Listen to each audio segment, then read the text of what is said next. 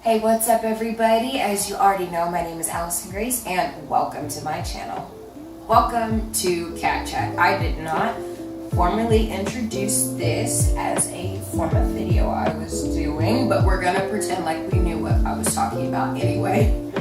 A CashApp is just a series where we talk about everything and anything and we just kind of lay back and chill. I like to talk. Like to listen because we've been doing this for nearly 10 years and I don't think there's anything wrong with being able to be transparent about some stuff that's going on in our world, you know? So I'll try to keep these relatively lighthearted, but I'm going to talk about really whatever you and I want to talk about. I don't know what you want to talk about because it's the first one, other than the Greek one that came out a little earlier that was supposed to come out. Anyway, other than that one, this is the first one. So I am more than excited to experience catch-ups with you and to spend time with you and to get to know you better and for you guys to get to know me better. So today I wanted to talk about being kind to other people. You know, I get it, like I work in retail. I work for a bank, but I work on the retail side, which is, you know, customer and human interaction. So instead of focusing on the commercial stuff like businesses or loans, I more so deal with everyday transactions and your typical person, you know. And I love my job, mind you, and I'm very grateful for it. But I just want people to know that, you know, people who work in customer service are people. So you get your couple of people that are a little hostile. And so, for example, there was one lady, I couldn't complete a transaction for her one time, and she starts yelling at me through the little microphone. You know, they have the speakers and the mics at your everyday drive-thru and all that stuff. And she got on her phone. She called us, only for my coworker who was standing right next to me to pick up the phone and for her to tell us that we had terrible staff and that some girl that was working in the drive-thru didn't know how to process a transaction when my colleague was next to me the whole time. And you know, I know people don't think too much about bankers. I already told people I didn't want to be a teller. Look where I'm at, a teller. So either way, that was enjoyable. And either way, she was pressed, she drove off, and I haven't seen her since. But there are some people who say things and it just comes at a bad time. You know, today was an interesting case for me. So I am accustomed to working, you know, the phones, and even before I got a drawer, I was typically taking the phone calls and referring them to my colleagues. And so today there's a gentleman, he calls and his checks haven't deposited. They're mobile deposits, you know, the ones that you gotta take pictures of. And so there's a way that I talk to people whenever I'm on the phone, and it's just so that they understand the steps I'm taking and if they have questions. And the best way to put it is I speak on the phone as a customer service rep in the same way that I tutor people. So I walk you through every step that I took. If it makes sense, we keep going. If it doesn't make sense, then we stop and we have questions, and we have very specific questions, you know. Either way, we were going back and forth about a couple of things, and so we were checking everywhere for the deposits, and they just weren't showing up, you know. And I was telling him that I saw one of them, but I didn't see the remaining ones. Either way, I was telling him that we could probably figure out some next steps to take. And this dude just pops off and says, "Do you even know what you're talking about?"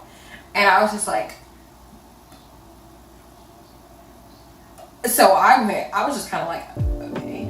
And so he was just saying, "Look, I scanned these checks. One is in there. I worked hard for this money, blah, blah, blah, blah, blah." And so he's going on about like how he worked hard for his money and that the money should be deposited, and then he took the steps. And so I just went quiet because I was just kind of like, I can't get fired over money that I could pay you myself. So I'm not going to fight with somebody that I could just say, "You know what, here's the money, leave me alone."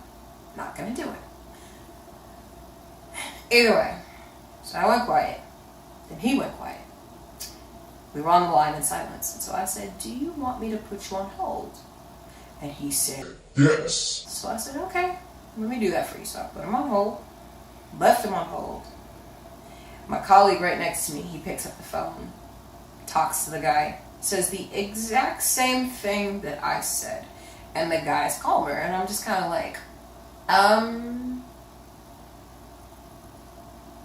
okay.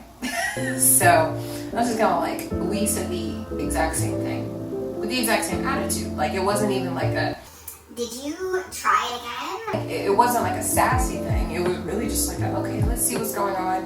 I don't see it posted. I don't see it in your history. I don't see it, in transmission. We might post a little later. How about you give it a day or two? And he got mad at me. But I did notice that when the customer started lighting into me, that I was getting very, not to say emotional in like an anger sense, but actually being very uncomfortable or being very like, very kind of defensive. Not defensive as in like, yeah, I know what I'm talking about, because I mean, do I? But more so just kind of, it was almost a very, not to say triggering experience, but it was just a very, very memorable experience because it reminded me of a lot of stuff from like my childhood and adolescence. So some of the things that my dad would say to my mom, for example, that whole along the lines of like, do you even know what you're doing, is something my dad would say to my mom pretty frequently. So, and kind of like getting charged up over like, I literally was just sitting here, are you good? Like, that's something that was common in my family. So, and sometimes is, but at any rate, yeah, so what I'm thinking is when he got upset, I wasn't particularly mad about the transaction because I understand if you work hard for your money and your money is not in there when you need it, that can cause a world of problems. I've seen people whose NSF charges just go through the roof because something didn't go in on time. Not because of us, but because of someone else, and I can understand being upset. I get that. I think it was the word choice and the delivery that led to me having an experience. And even though, I'm not going to say that my parents really have ever charged me up on things like that, though maybe they have, but I've heard it more from my dad to my mom than from either my parents to me, and so it kind of going back into that headspace, especially because my dad hasn't been alive in 2 years. So I haven't heard a lot of those words and a lot of those aggressions in a couple of years. My dad's last healthy day alive, not like his last day alive, but like the last time he was healthy before his appendix started to hurt. He was just abnormally just like yelling at my mom. He yelled at my mom pretty frequently, but like he was more aggressive with it than usual. And it was over something that wasn't that big of a deal. It was like, she was taping 2 shows at once, so you can't move your TV. And so then he just started screaming at her about that. And interestingly enough, she told me later that he apologized, and it was the first and last and only time my dad ever apologized for yelling at my mom. Very interesting fact, So some of that aggression, I guess, that was in my space as a kid, it kind of reared its ugly head whenever the person started yelling at me, because I was just kind of like, okay. So I wasn't like offended. It was just like, it was just too familiar and it hit kind of close to home, I suppose. That's why you have to be really cautious about what you say to people, because, you guys might not know by the time this comes out, but yesterday my mom was in a really bad car wreck. And the car that I showed you guys that, had been damaged, well, it got damaged again. So a guy just like slammed into her at a red light, and I don't even know what happened, but like he rear-ended her really badly, which if you watch my Red River Road Trip thing, like you can understand why that's so eerie. But yeah, my mom was rear-ended very badly, like into the guardrail over 35. So it's like you have your cars, you have the guardrail, the decline, and then 35, and so she was pushed into another lane that would have, like, if there was no guardrail, she would have gone into the interstate and all that stuff, and probably would have died. That had happened just yesterday. So I've been mainly focused on making sure that she's okay. She's not feeling her best right now, needless to say, but you know, unfortunately, this is not her first accident. She's not caused an accident, but she has been involved in 3, if I'm not mistaken. 1 while I've been alive, and then 2 before me. So unfortunately, I mean, it sucks. So I've been more so focused on that. But needless to say, that is very painful to, you know, see your loved one in a life-threatening situation, especially if, you know, you've lost another parent, and you've lost another parent suddenly. So death is very quick, and you know, my parents were. My dad was never in a car accident. From as far as I know, from the time that my dad was, you know, my dad, to when he died, he never got into a wreck. And I've been in accidents, but I did not cause them. So, for example, there was a car that backed into my side when Zion, Chloe, and I were in Zion's car, and I was in the passenger seat, and the car like just backed up a little too far and hit me, or not hit me, but hit my side. So we were in the car for that. I was in like the summer of 2019. Then there was, of course, like a hit and run that I don't even think I got a chance to tell you guys about. But yeah, I was involved in a hit and run. I wasn't there, but my car was. You don't know what a person's going through. Be kind to your customer service reps, and be kind to your retail staff too.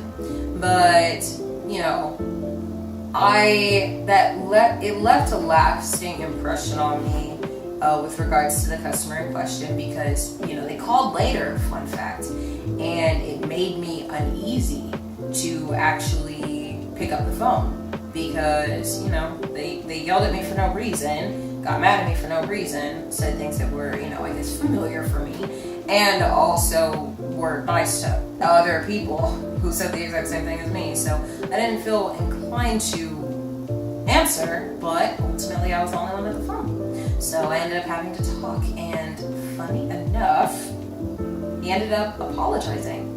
And, you know, of course it doesn't change the effects of the words, but I very much appreciated it. You know, people who work in retail probably know that unfortunately your customers don't always apologize if they've hurt your feelings or done something that is inappropriate or, you know, toxic or abusive or anything like that.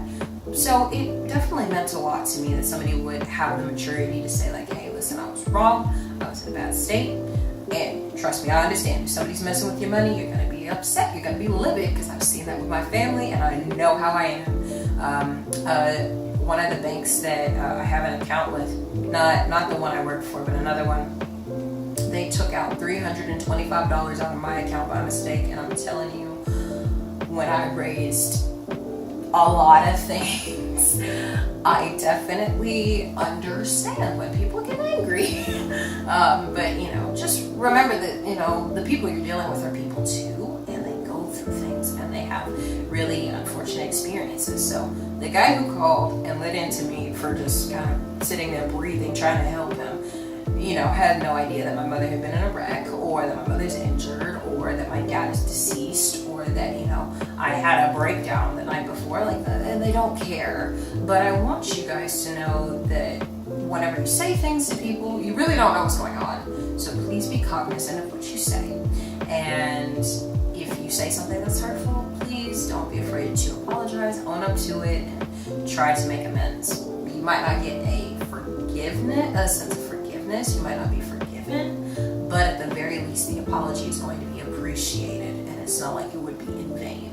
Because when a person is evaluating how they feel about you, they'll remember that you apologized. Whether they accept it or not, that's between them and their spirit, but they'll remember your efforts. So, just be kind. Either way, I hope you enjoyed this. If you like the cat chats, don't be afraid to like, comment, and subscribe. I'm going to be making cat chats regardless, but I'd like to know if other people are going to be with me, because talking to the camera is weird, especially when the camera goes off and doesn't tell you. But I really enjoy talking to you guys. Please let me know if you need anything. Please know you are loved. I will see you soon. Bye!